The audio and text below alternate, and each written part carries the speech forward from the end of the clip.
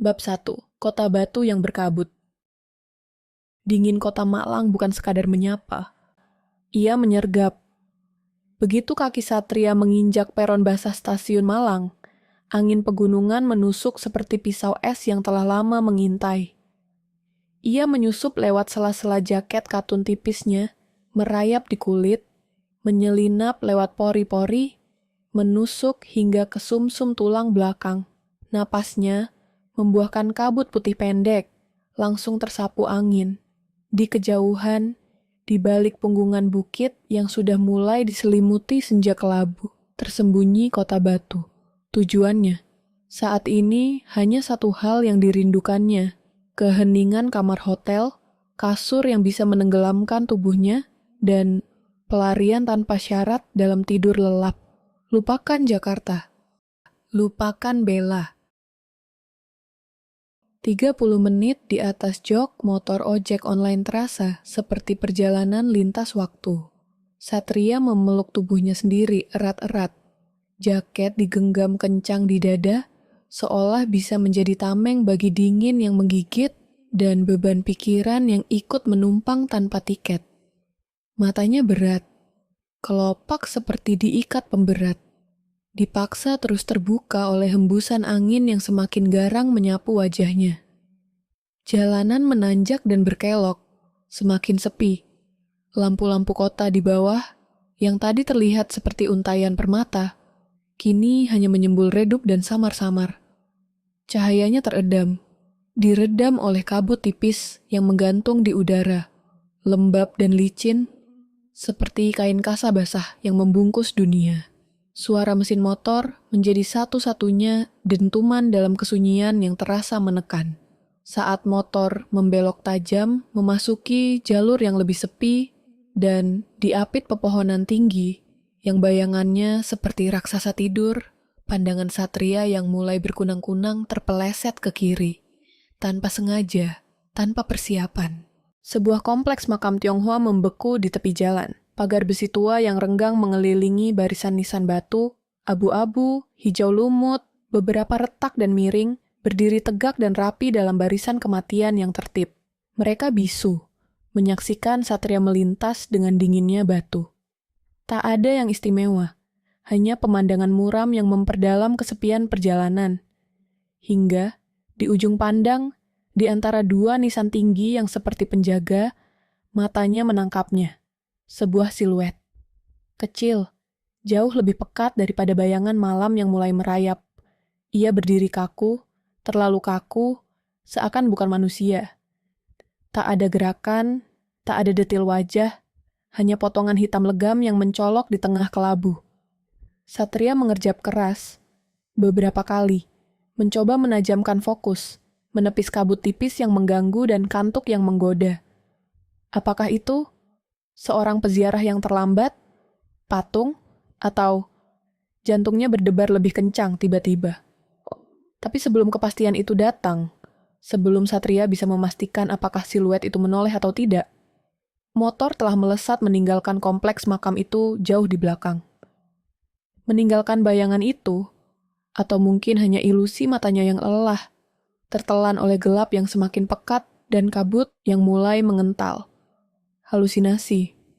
Desisnya sendiri, suara itu parau dan nyaris hilang dalam deru angin yang menderu dan dengung mesin motor yang tiba-tiba terasa sangat keras. Tapi kata itu terasa kosong. Tidak cukup untuk mengusir rasa menggigil tiba-tiba yang bukan semata-mata berasal dari udara dingin. Satria menarik napas dalam, memaksa dirinya menatap lurus ke punggung pengendara ojek, mencoba mengalihkan pikiran. Bella, kenapa wajahmu muncul sekarang? Hotel kecil Bebeno Hotel menyambutnya dengan lampu neon merah, menyala yang berkedip-kedip seakan sedang sekarat. Nama itu terasa ironis di tengah dingin dan kesuraman ini. Resepsionisnya, seorang pria paruh baya dengan mata sayu dan gerakan lamban seperti orang berjalan dalam mimpi. Hanya mengangguk tanpa senyum saat Satria menyebut nama dan konfirmasi pemesanannya. Udara di lobi terasa pengap, berbau disinfektan murah yang menyengat bercampur aroma lembab yang mengendap. Kamar 116, Pak. ujar resepsionis itu, menyerahkan kunci kuningan besar yang sudah usang. Lurus belakang, ujung, Satria mengangguk, menyeret tas ranselnya yang juga terasa berat. Karpet tua menyerap suara langkahnya, menambah kesan sunyi yang mencekam. Koridor lampu redup, dinding catnya mengelupas di beberapa tempat. Satria melewati pintu-pintu kamar tertutup, bertanya-tanya apakah ada penghuni lain atau Satria sendirian di tempat ini. Suasana itu mengingatkannya pada malam-malam sepi di apartemennya di Jakarta setelah Bella pergi berhenti. Begitu pintu kamar 116 terkunci di belakangnya, Satria bersandar sejenak, menutup mata. Lelah yang Satria rasakan bukan cuma dari tulang dan otot yang pegal setelah perjalanan kereta dan motor. Itu adalah kelelahan yang meresap dari sesuatu yang lebih dalam, lebih gelap. Kenangan yang menolak terkubur, kata-kata pedang yang masih menggantung di udara, dan luka batin yang terbuka lebar lagi, baru saja diusik oleh siluet di makam dan bayangan Bella yang membandel. Satria membiarkan tubuhnya roboh ke atas kasur yang berderit. Spraynya dingin dan sedikit berbau apek. Satria menatap langit-langit, kamar yang bernoda kecoklatan. "Kenapa aku ke sini?" tanyanya dalam hati. Apakah bersembunyi di kota asing yang dingin dan berkabut ini benar-benar bisa membantuku melupakan, atau justru akan mengurungku bersama hantuku?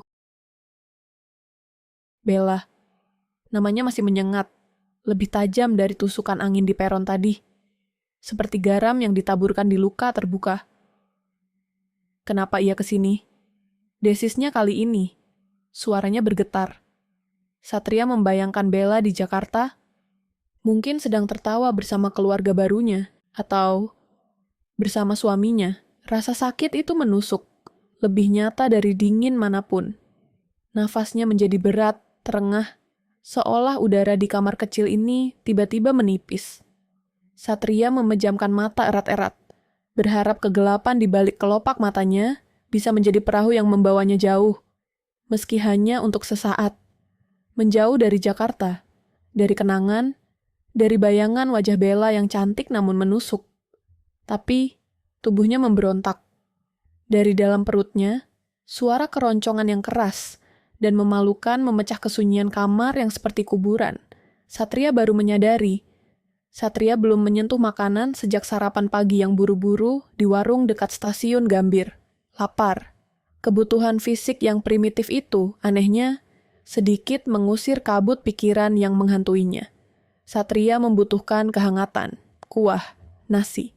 Sesuatu yang nyata untuk mengisi kekosongan yang bukan hanya emosional. Dengan gerakan seperti orang tua, Satria bangkit. Sendi-sendinya berderit protes. Satria menyalakan lampu kamar mandi. Sinar kuning pucat memperlihatkan keramik yang kusam dan wastafel bernoda. Satria membasuh wajahnya dengan air dingin yang membuatnya terkesiap.